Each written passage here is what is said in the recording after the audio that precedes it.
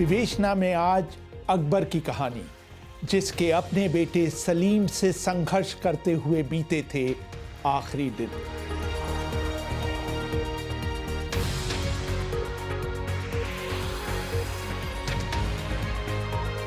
अभिवादन स्वीकार करिए रेहान फजल का।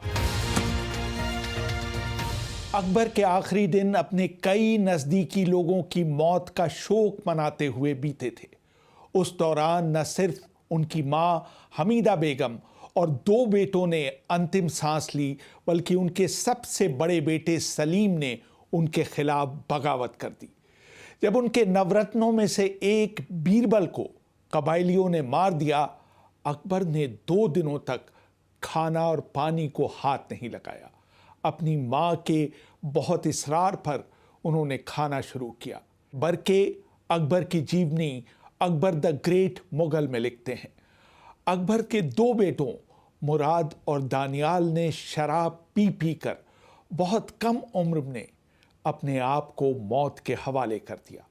उनका तीसरा बेटा सलीम भी शराबी था। उसने न सिर्फ अकबर के खिलाफ विद्रोह किया, बल्कि उनके सबसे करीबी सलाहकार अबुल फजल की हत्या करवा दी। एक पिता के रूप में अकबर की नाकामयाबी उनके जीवन का सबसे बड़ा दुख था। अकबर को अबुल फजल की मौत की खबर शेख फरीद बख्शी बेग ने दी। खबर सुनते ही अकबर जोर से चिल्लाए और बेहोश होकर जमीन पर गिर गए। कई दिनों तक वो रंज में रहे। उन्होंने असद बेग से कहा, अगर सलीम बादशाही बनना चाहता था तो उसे मुझे मारना चाहिए था और अबुल फजल की जिंदगी बख्श देनी चाहिए थी। असद बेग ने लिखा, उस दिन अकबर ने न तो अपनी दाढ़ी बनवाई और न ही अफीम खाई। पूरा दिन उन्होंने रोते हुए बिताया। वो कई दिनों तक रोते रहे और अपने बेटे सलीम को उनके किए पर कोसते रहे। इनायतुल्लाह ने, जिन्होंने अबुल फजल के बाद उनकी जीवनी अकबरनामा पूरी की, लिखा, अकबर ने इस अपराध के लिए सलीम को कभी भी माफ नहीं किया। सलीम से अकबर का मनमुटाव उनकी मौत के 16 साल पहले शुरू हो गया था।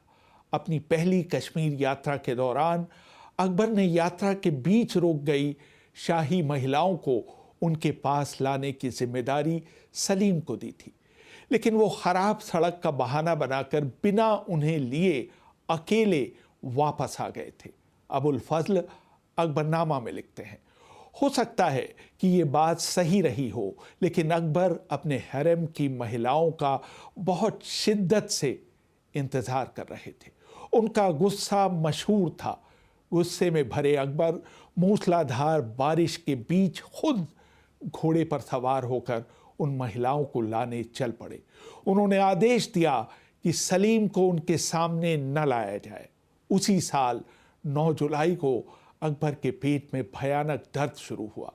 दर्द की बेखुदी में उन्होंने अपने बेटे पर उन्हें जहर देने का आरोप लगाया।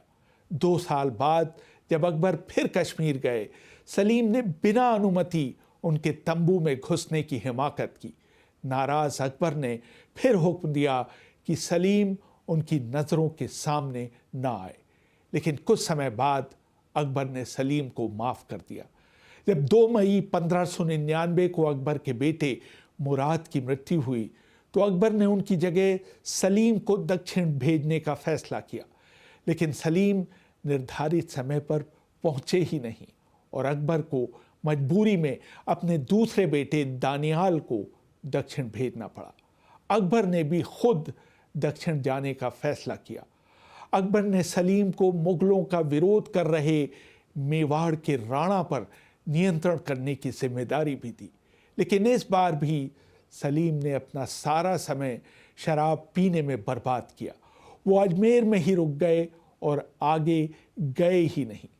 सलीम ने इलाहाबाद जाने का फैसला किया और राजधानी में अकबर की अनुपस्थिति का फ़ायदा उठाते हुए गद्दी पर कब्जा करने की कोशिश की।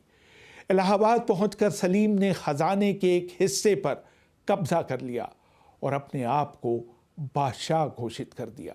असीरगढ़ पर कब्जा करने के बाद अकबर अहमदनगर पर भी चढ़ाई करना चाहते थे, लेकिन सलीम से निपटने के लिए उन्होंने तुरंत आगरा लौटने का फैसला किया। मार्च 1602 में सलीम ने अकबर को संदेश भिजवाया कि वो अकबर से मिलकर अपना सम्मान प्रकट करना चाहते हैं, लेकिन अकबर को इस पेशकश में ईमानदारी की बू नहीं आई, इसलिए उन्होंने सलीम से मिलने से इनकार कर दिया। कुछ समय बाद खबर आई कि सलीम 30,000 सैनिकों के साथ आगरा की तरफ बढ़ रहा है। अबुल फजल लिखते हैं, अकबर ने सलीम को कड़ा संदेश भेजा कि तुम्हारी सुरक्षा इसी में है कि तुम इलाहाबाद वापस लौट जाओ। अगर तुम वाकई मेरी सेवा करना चाहते हो तो अकेले दरबार में हाजिर हो। सलीम को बात समझ में आ गई और वो इटावा से वापस इलाहाबाद के लिए लौट गए। सलीम को सत्ता के केंद्र से दूर रखने के लिए अकबर ने उसे बंगाल और उड़ीसा का गवर्नर नियुक्त किया, लेकिन सलीम ने वहां जाने से इनकार कर दिया। इस बीच अकबर की मां हमीदा बेगम और बुआ गुलबदन बेगम ने पिता पुत्र के बीच तनाव को दूर करने की मुहिम शुरू की। उन्होंने अकबर से अनुरोध किया कि वो सलीम को माफ़ कर दें। अकबर के मन में इन दोनों महिलाओं के लिए बहुत सम्मान था, इसलिए उन्होंने उनकी बात मान ली। उन्होंने अपनी वरिष्ठ पत्नी सलीमा को सलीम को अपने पास लाने के लिए भेजा। अबुल फजल लिखते हैं, उनके साथ अकबर ने सलीम के लिए एक हाथी, एक घोड़ा और एक पोशाक उपहार के तौर पर भेजी। जब सलीम सलीमा के साथ आगरा के नज़दीक पहुँचे तो उन्होंने एक अनुरोध भिजवाया कि उनकी दादी उनका हाथ पकड़कर बादशाह के सामने ले जाएं ताकि वो अपना सिर उनके पैरों पर रख सकें। अगले दिन शहजादे सलीम ने अकबर के पैर पर अपना सिर रखकर उनसे माफ़ी मांगी।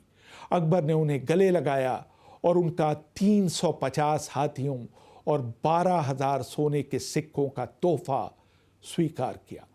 सलीम के मन को शांत करने के लिए अकबर ने अपना साफा उतारकर अपने बेटे के सिर पर रख दिया।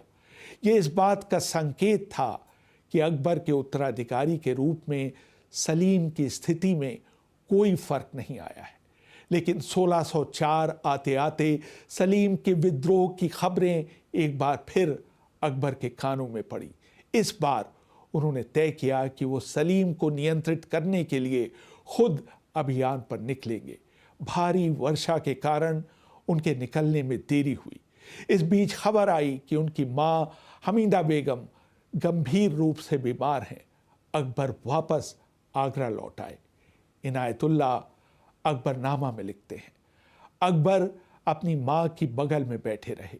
उन्होंने उनसे कई बार बात करने की कोशिश की, लेकिन उन्हें कोई जवाब नहीं मिला। दुनिया का महानतम जीवित बादशाह अपनी मां से आखिरी बार बातचीत नहीं कर सकता था। 29 अगस्त 1604 को हुमायूं की पत्नी और अकबर की मां ने बेहोशी की हालत में अंतिम सांस ली। अकबर ने अपने सिर के सारे बाल और मूंछ मुंडवा दी, अपना साफा उतार दिया और शोक के कपड़े पहन लिए। लेकिन इसके बाद से ही प्रशासन पर अकबर की पकड़ धीमी पड़ने लगी। उस समय अकबर के बनाए चित्रों में दिखाई देता है कि उनके बाल सफ़ेद हो गए थे और उनके चेहरे पर दुख की लकीरें साफ दिखाई देने लगी थी। 22 सितंबर 1605 को पेट के दर्द के साथ अकबर की तबीयत बिगड़ना शुरू हो गई। उनके डॉक्टर हकीम अली जिलानी को बुलाया गया। हकीम ने बादशाह से कहा कि कोई दवा लेने से पहले 1 दिन तक वो कुछ भी न खाएं न पिएं। अगले दिन उन्हें पीने के लिए सिर्फ सूप दिया गया। उनके चिकित्सक हकीम अली इस बात का पता नहीं लगा सके कि उनको मर्ज क्या है। दिन पर दिन उनकी हालत बिगड़ने लगी। इनायतुल्लाह अकबरनामा में लिखते हैं, बीमारी के शुरू के दिनों में अकबर ने रोज़ झरोकाए दर्शन की रस्म निभाई, क्योंकि वो आम जनता को ये आभास नहीं देना चाहते थे कि वो गंभीर रूप से बीमार हैं। लेकिन फिर उन्होंने बिस्तर पकड़ लिया, लेकिन इसके बावजूद वो बोलकर शाही हुक्म लिखवाते रहे। लेकिन 10 दिन बाद बुखार ने उनको जकड़ लिया और उनका शरीर कमज़ोर होता चला गया। 27 अक्टूबर 1605 को अकबर ने अंतिम सांस ली। उस समय उनकी उम्र 63 साल थी और वो 49.5 वर्षों तक भारत पर राज कर चुके थे। अकबर के अंतिम दिनों में अकबर के दो सबसे नज़दीकी सहयोगियों मान सिंह और अजीज कोका ने उनका उत्तराधिकारी चुनने के लिए सभासदों की एक बैठक बुलाई। उन दोनों व्यक्तियों ने सभा को याद दिलाया कि अकबर की भावनाएं सलीम के पक्ष में नहीं हैं। असद बेग अपनी किताब वाक़या असद बेग में लिखते हैं, मान सिंह और अजीज़ ने बैठक में शामिल लोगों को बताया कि अकबर सलीम को अपना उत्तराधिकारी नहीं बनाना चाहते। उन्होंने सलीम की जगह उनके बेटे खुसरो का नाम प्रस्तावित किया, लेकिन अकबर के एक और दरबारी सईद खां बराहा ने सलीम का समर्थन किया और बैठक छोड़कर बाहर आ गए। सलीम ने यमुना नदी के उस पार अपना शिविर लगाया हुआ था। इरा मुखौटी अपनी किताब अकबर द ग्रेट मुगल में लिखती हैं, राजा मान सिंह ने सलीम की गद्दी की दावेदारी की संभावना को ख़त्म करने की कोशिश की। यहाँ तक कि जब सलीम नाव से आगरा के किले आए तो उन्होंने उन्हें गिरफ्तार करवाने की कोशिश भी करवाई, लेकिन सलीम को पहले ही आगाह कर दिया गया था कि वो किले में न घुसें वरना उन्हें गिरफ्तार कर लिया जाएगा। वो नाव से वापस अपनी हवेली चले गए। वो अपनी हवेली में अपने भविष्य के बारे में किए जाने वाले फैसले का इंतज़ार करने लगे। शाम तक फिज़ा सलीम के पक्ष में हो गई थी। सबसे पहले शेख फरीद और सईद खां बराहा उनको मुबारकबाद देने पहुँचे। उसके बाद तो उनके समर्थन में अकबर के दरबारियों का तांता लग गया। सईद खां ने सलीम से ये वादा करवाया कि गद्दी पर बैठने के बाद वो न तो अपने बेटे को कोई सज़ा देंगे और न ही उन लोगों को जिन्होंने उनका समर्थन किया था। शाम होते होते उनका विरोध कर रहे मिर्ज़ा अजीज़ कोका भी उन्हें बधाई देने पहुँचे, लेकिन सलीम ने उनके साथ कोई अशिष्ट व्यवहार नहीं किया। जब मान सिंह को इसका विश्वास हो गया कि खुसरो को कोई नुकसान नहीं पहुँचाया जाएगा, वो खुद उन्हें लेकर सलीम के पास पहुँचे। इस बात के संकेत नहीं मिलते कि मान सिंह और अजीज़ ने अपने बूते पर खुसरो को सम्राट बनाने की पहल की थी।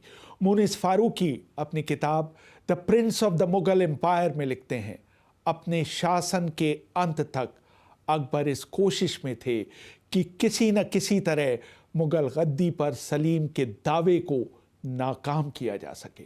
जब सलीम अकबर के शयन कक्ष में दाखिल हुए तो उनकी सांसें अभी भी चल रही थीं। अपने पिता के इशारे पर उन्होंने अकबर का ताज और कपड़े पहने और अकबर की तलवार अपनी कमर पर लटकाई। ये तलवार बाबर की थी। उन्होंने भी इसे अपनी मौत से कुछ समय पहले हुमायूं को दिया था। सलीम ने सजदे में अपने पिता के पैरों पर अपना सिर झुका दिया। असद बेग लिखते हैं, अकबर ने अपनी आंखों से सलीम को मुगल शासन के प्रतीकों को धारण करते हुए देखा। उन्होंने ये भी देखा कि उनके दरबारी नए शासक के सामने सिर झुका रहे हैं। इसके बाद उनकी आंखें हमेशा के लिए मुंद गई। वो दिन था 27 अक्टूबर 1605। लोगों को इसके बारे में पता तब चला जब आधी रात को जनान खाने से महिलाओं के चीत्कार की आवाज़ सुनाई दी। पार्वती शर्मा अकबर की जीवनी अकबर ऑफ हिंदुस्तान में लिखती हैं, अकबर ने सलीम को सत्ता के प्रतीक ताज, पोशाक और तलवार ही नहीं दी, उन्होंने अपनी कुछ निजी सामान भी जैसे तस्बीह और तावीज़ भी सलीम के हवाले किए। पिता की मौत के एक सप्ताह बाद 36 वर्षीय सलीम ने, जिन्हें अकबर ने सलीम चिश्ती से कई मन्नतों के बाद पाया था, उनकी जगह ली। वो अब न तो सलीम रह गए और न ही अकबर के प्रिय शेखू बाबा। भारत की गद्दी पर बैठने वाले इस शख्स का नया नाम था नूरुद्दीन मोहम्मद जहांगीर। उस समय मुगल सम्राट की वार्षिक आय 10 करोड़ पाउंड थी। उसकी 3 लाख सैनिकों की सेना देश की सीमा की निगरानी कर रही थी। आज का पूरा अफगानिस्तान, पाकिस्तान और बांग्लादेश मुगल साम्राज्य का हिस्सा थे। यूरोप का उस समय का कोई भी साम्राज्य अकबर के साम्राज्य से बड़ा नहीं था। इससे पहले मौर्य शासकों को छोड़कर भारत के इतने बड़े भूभाग पर किसी ने राज नहीं किया था। रेहान फजल, BBC, दिल्ली।